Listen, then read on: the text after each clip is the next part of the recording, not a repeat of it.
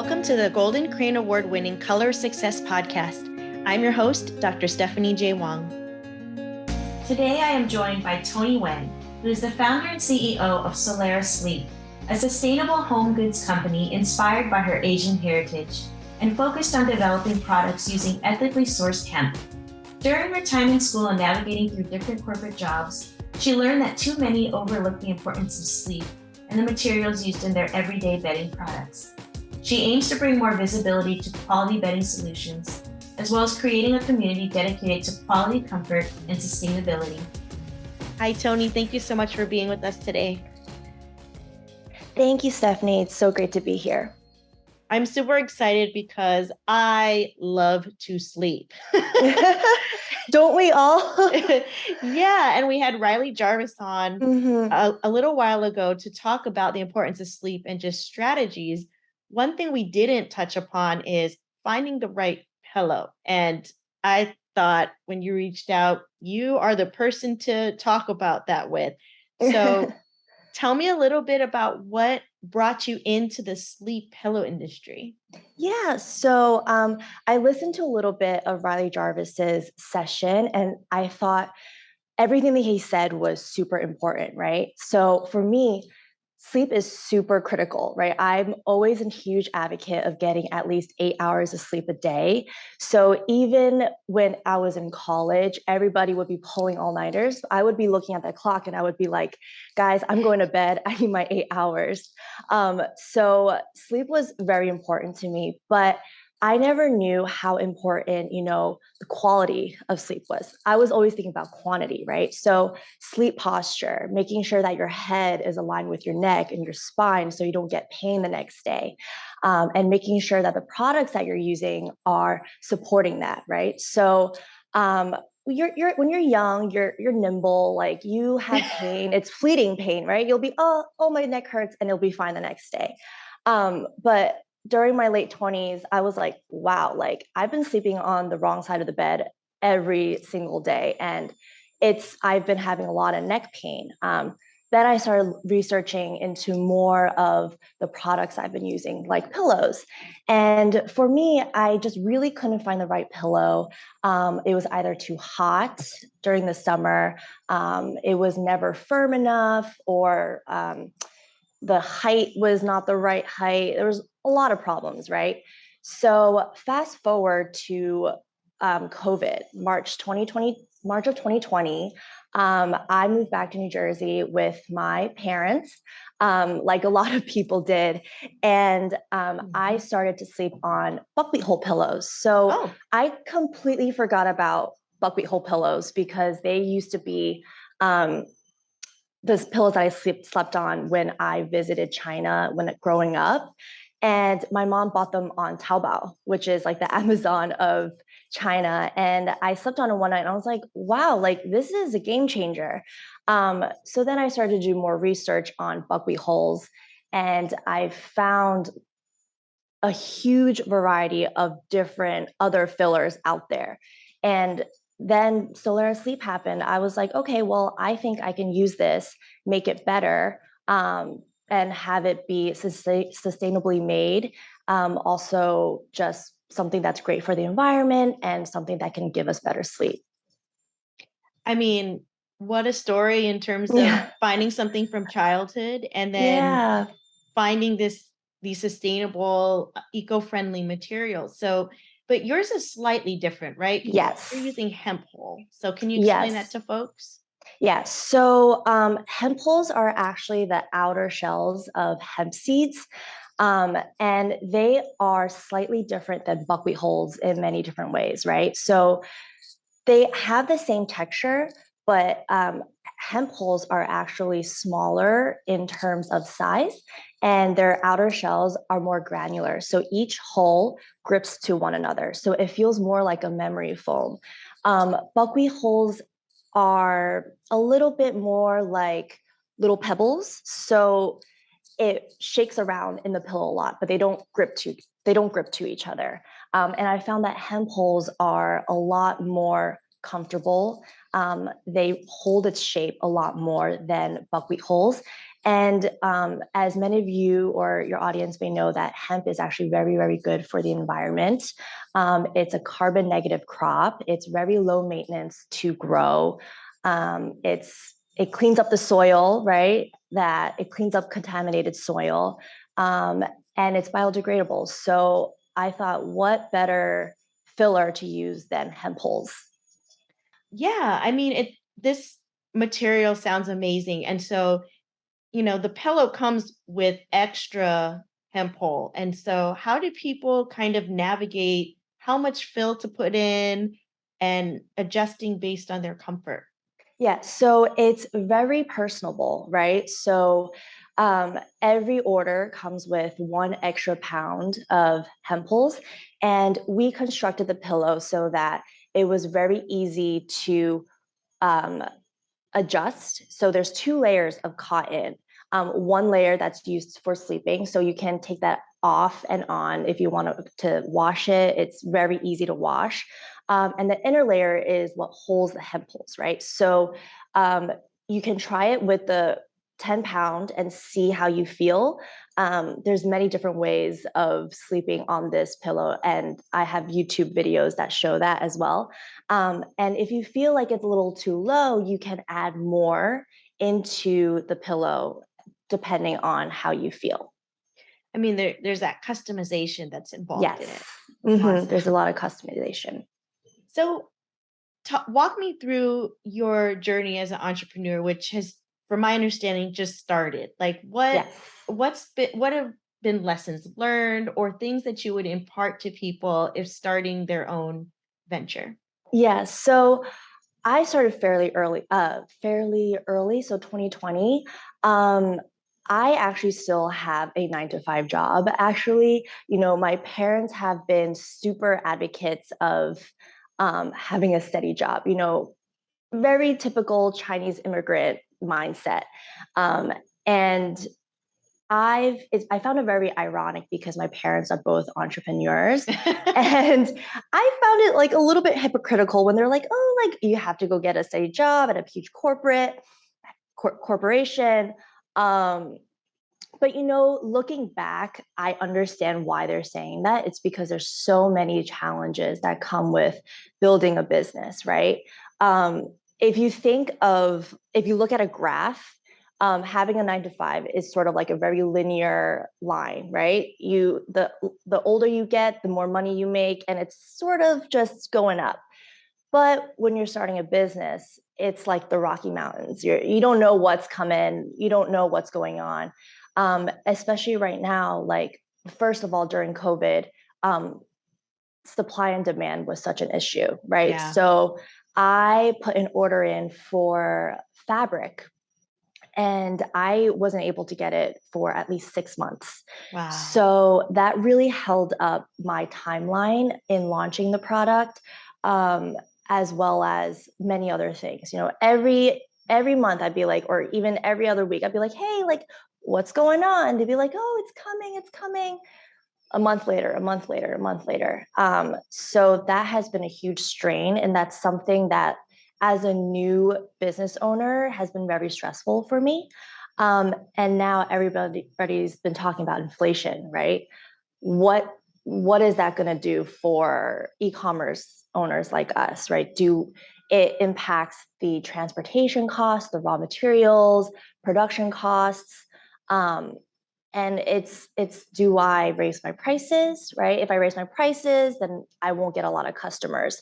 So I've been navigating through that right now. It's definitely very challenging, but I really think of this as like lessons learned, right? So I did this. Okay, if I mess up, I mess up. There's nothing I can do about it. I have to move on and tackle other obstacles that come my way. I think one thing that Esther Moon said in an interview, the actress from Partner Track, she played the Mm-hmm. mom, is that it's not a bad thing to still have a 9 to 5 job or a job when you're going into these new ventures because we still have to pay bills. Yeah. We still want to live the lifestyle we have. And I think in the past, people have said, well, if you're going to go all in, you need to go all in. However, the safety net does alleviate some of the concerns that happen with supply chain and things like that. And I think those are real issues that entrepreneurs face, like you said, in the e-commerce Hmm. space. So have your parents given you any pointers or tips as to how to cope with some of these uncontrollable factors? Um, they have. You know, they're very, they're a little bit more passive in that sense. They don't really, get themselves involved with what I'm doing. They really want me to work out my problems Mhm. myself.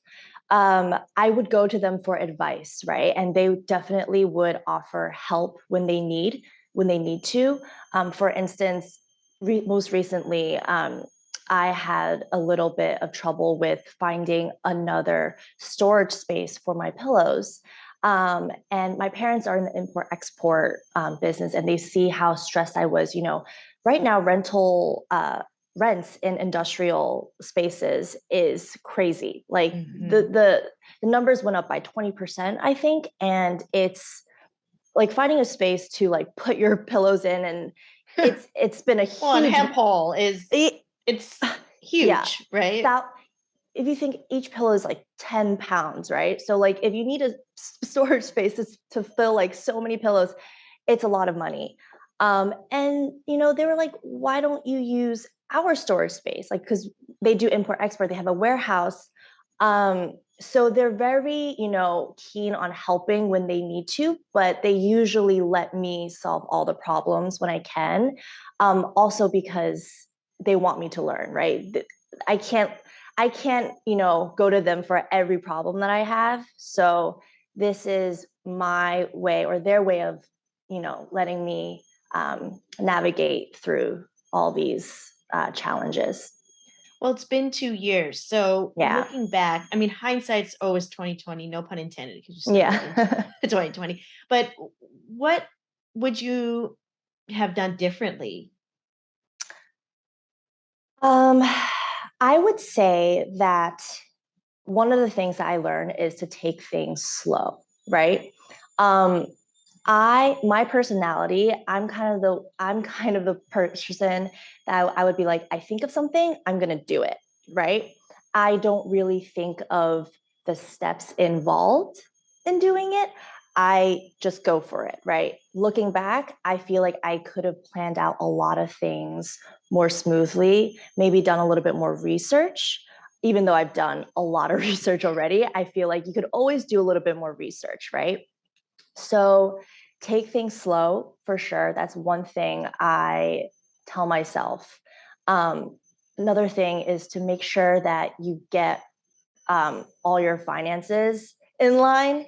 Um, Inventory costs a lot, right? And you don't think about that in the beginning, right? You're like, okay, let me just order X amount of pillows and see where this goes.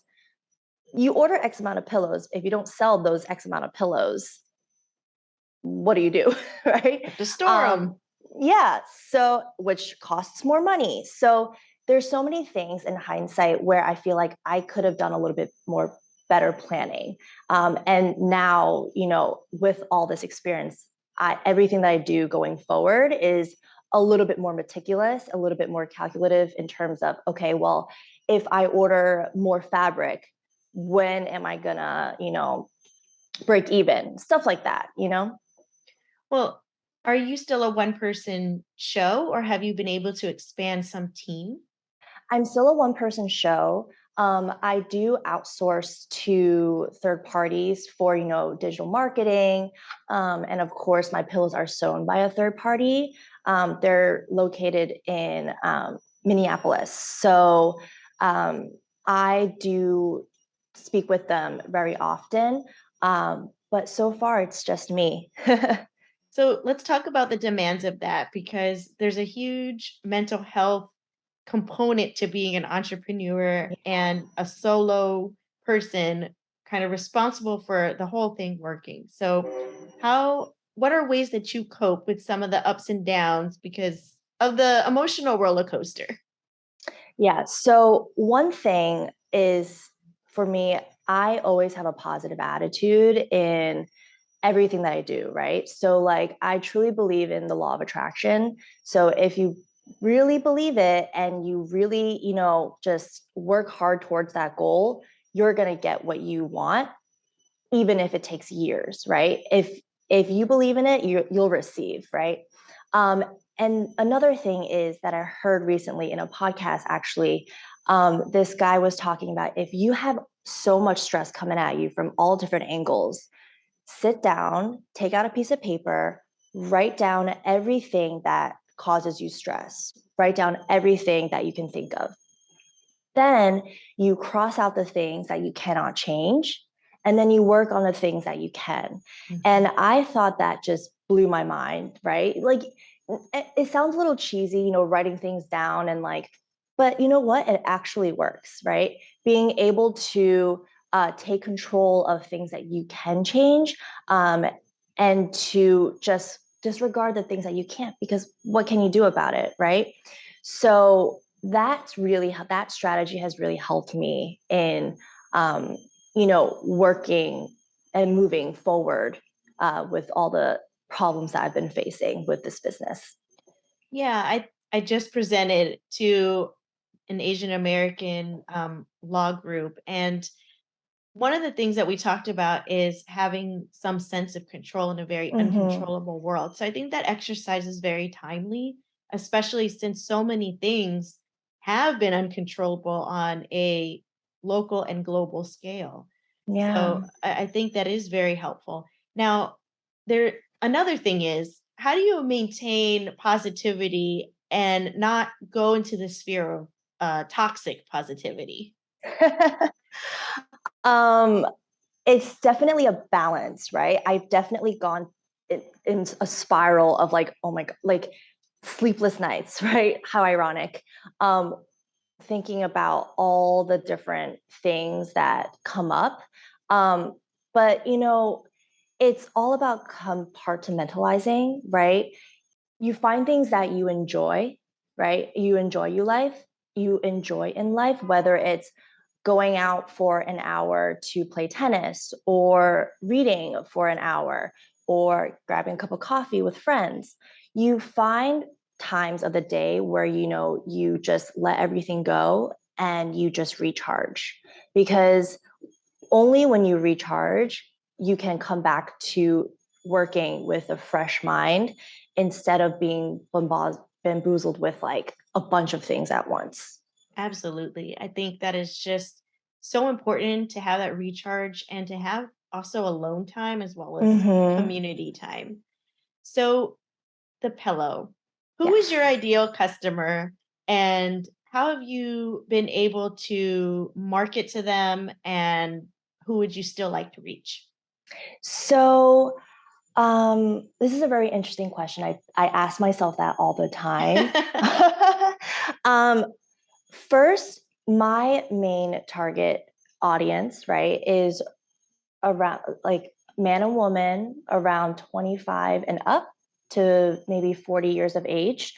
Um, Currently, I am doing a lot of marketing towards Asian Americans only because they're more familiar with this type of pillow filler. Um, you know, Chinese people have buckwheat whole pillows. Um, Japanese people also use these sort of pillows. And I feel like with Asian Americans, they're more familiar with this. So right now, that's where I'm going for. But I want this to be a more widespread concept, right? I want more people of all colors and all races to know what this is. I want people to know that hemp pulls can be just like memory foam can be something that you sleep on every single day, and it's not a weird thing. Well, and it's a different solution with Yeah. eco-friendly products, which is another market in itself that really can be tapped, especially with all the issues that are going on in the Yeah. environment. Yeah, like the textile industry actually accounts for, being the largest pollutant in the world, Mm. and pillows are under that umbrella. So what I really want to achieve is to create a product that's not only gentle on the environment, but gentle for use as well. So right now, currently, we have small batch production, right? So that cuts down on a lot of waste. Instead of having something mass produced in a factory, every single pillow is sewed by a person, and it's touched and like every fingers, everything's is someone made it. So it's different than a factory that just like pumps out thousands and thousands of pillows every day. um, my pillows definitely have a more personal touch to it and cuts down on a lot of waste. Even our zippers, right? They are made out of recycled PET, which is recycled plastic. So we, even to like every single material that we use is definitely thought of.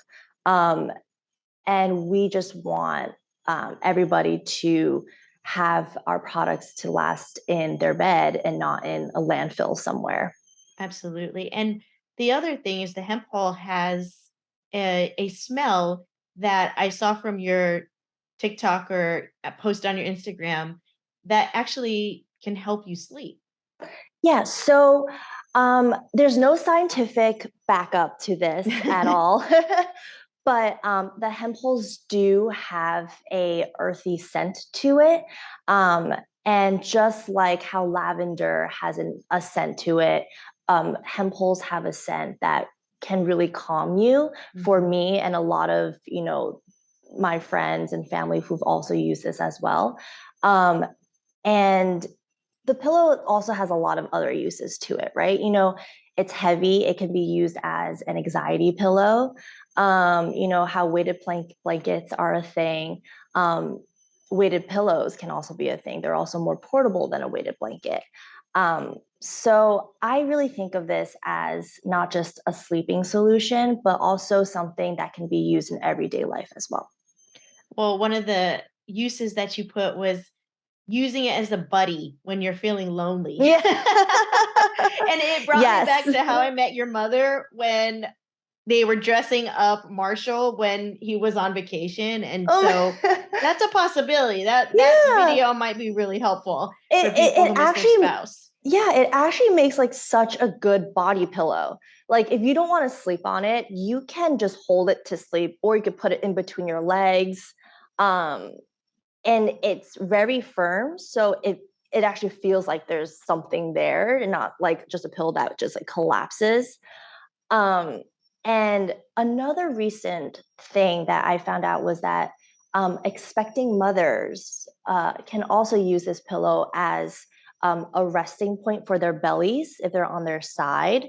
Hmm. Um, and it's also very cooling, so like because hemp hulls, the way it's shaped, it has a lot of good airflow into it, which is why during the summers it's temperature regulating, so you won't get as hot. And I know a lot of expecting mothers, they get very hot, um, Hmm. and this pillow really helps with that as well. Well, I'm thinking I mean, I'm way past those times, but even when breastfeeding, Hmm. it could definitely be put on the lap because there's these boppy pillows that you put around your waist, and I won't Hmm. bore you with all that. But I think that there's a use for that to elevate the Yeah. baby to be able to, because you can adjust the height of it with the hemp hole. So Yeah. yeah, there's a lot of uses to There's it. a lot of uses to it. And it's funny that you mentioned that. I've been actually doing a lot of sampling with that kind of a pillow. So I've been looking into like doing a sort of like a moon Hmm. pillow that could just go around your waist, and you could just put it on your lap and the baby can just lay there. Hmm. Something that's a little bit more practical than in terms of shape than the typical rectangular pillow. So yes, that's something I'm also been looking into as well. Yeah. So, I mean, ideally, where do you see this company going and building this pillow empire? So one step at a time, right? So right now, ideally, I want all the products that I use to contain some sort of hemp filling in it, right? Whether it's hemp itself. I've been working right now with something called hemp fines, which is just cut up hemp hulls, and they actually feel they are actually also very, very, very comfortable. So I've been working on a lot of, products that have hemp in it, different shapes, different sizes. Hopefully, more and more people will get to understand the use of hemp holes and understand its therapeutic benefits to people and their sleep. So I don't really think of this as something that I want to make, like I want to be a millionaire of, but I really want it to be something where people can just understand the value of a pillow like this. That is a very good segue to say if people want to purchase and learn more about your Yes. pillow, where could they go? So www.solerasleep.com. And you can also purchase our pillow via our Instagram shop. So at Solera Sleep. Well, Toni, thank you so much for all the knowledge on pillows, because it is just so interesting to think about it, because in the market now it's Tempur-Pedic this, and there's not as many options that people know about. So it's great to actually sit down and think about, well, what's really going in my pillow? And is it clean? Yeah. Like, is it going to be bad for your body, or is it going to be toxic? There's so many, things that you don't know what these large pillow companies do. So that's why I sort of want to just go back to what our ancestors used, plants, right? That's like that's the safest thing that you can use. Well, don't sleep on us, sleep on the Solera pillow. Thank you. Thank you so much for being here today. So appreciate you. Thank you so much, Stephanie. Thank you so much for listening to the Color Success Podcast. Listen, like, subscribe on all major streaming platforms, YouTube, IG, and if you want exclusive content, you can join our Patreon. All links can be found at colorofsuccesspodcast.com.